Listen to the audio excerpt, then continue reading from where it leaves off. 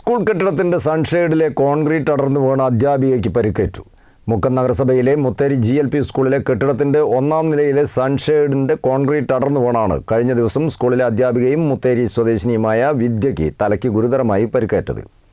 School കെട്ടിടത്തിന്റെ സൺഷെയ്ഡിലെ concrete പാളി അടർന്നു വീണാണ് അധ്യാപികയ്ക്ക് പരിക്കേറ്റത്. മുക്കം നഗരസഭയിലെ മുത്തേരി GLP സ്കൂളിലെ കെട്ടിടത്തിന്റെ 1-ാം നിലയിലെ സൺഷെയ്ഡിലെ കോൺക്രീറ്റ് അടർന്നു വീണായിരുന്നു കഴിഞ്ഞ ദിവസം സ്കൂളിലെ അധ്യാപികയും മുത്തേരി സ്വദേശിനിയുമായ വിദ്യയ്ക്ക് തലയ്ക്ക് ഗുരുതരമായി പരിക്ക് പറ്റിയത്. പരിക്കേറ്റതിനെ തുടർന്ന് ആശുപത്രിയിൽ പ്രവേശിപ്പിച്ച അധ്യാപികയുടെ തലയിൽ 3 തുന്നലുകളുണ്ട്. ആശുപത്രിയിലെ ചികിത്സയ്ക്ക് ശേഷം ഇവർ വീട്ടിൽ വിശ്രമത്തിലാണ്. ഉച്ചഭക്ഷണം കഴിച്ച് പുറത്തിറങ്ങിയ സമയത്തായിരുന്നു അപകടം നടന്ന സ്ഥലത്തുകൂടിയാണ് സാധാരണ സ്കൂളിലെ വിദ്യാർത്ഥികളും ഉച്ചഭക്ഷണത്തിന് പോകാറുള്ളത്.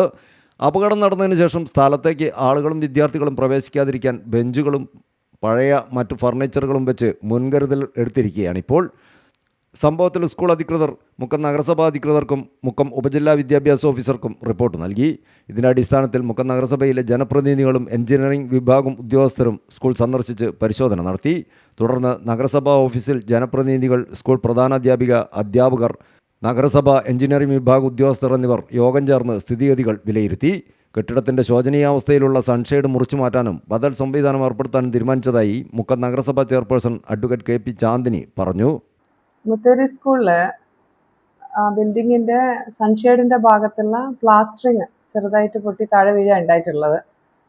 അത് അറിഞ്ഞ ഉടനെ തന്നെ ഞങ്ങൾ ജനപ്രതിനിധികൾ പോയി അവിടെ പോയി പരിശോധിച്ച് മുനിസിപ്പൽ എഞ്ചിനീയറിംഗ് കൂട്ടി അവർ പരിശോധിച്ചതിൻ്റെ അടിസ്ഥാനത്തിൽ ആ സൺഷെയ്ഡിന്റെ ആ ഭാഗം മുറിച്ച് മാറ്റിയിട്ട് കട്ട് ചെയ്തിട്ട് മാറ്റി ബാക്കിയുള്ള ആവശ്യമായ കാര്യങ്ങളൊക്കെ ചെയ്യാമെന്നാണ് തീരുമാനിച്ചിട്ടുള്ളത്. News bureau, Mukkam.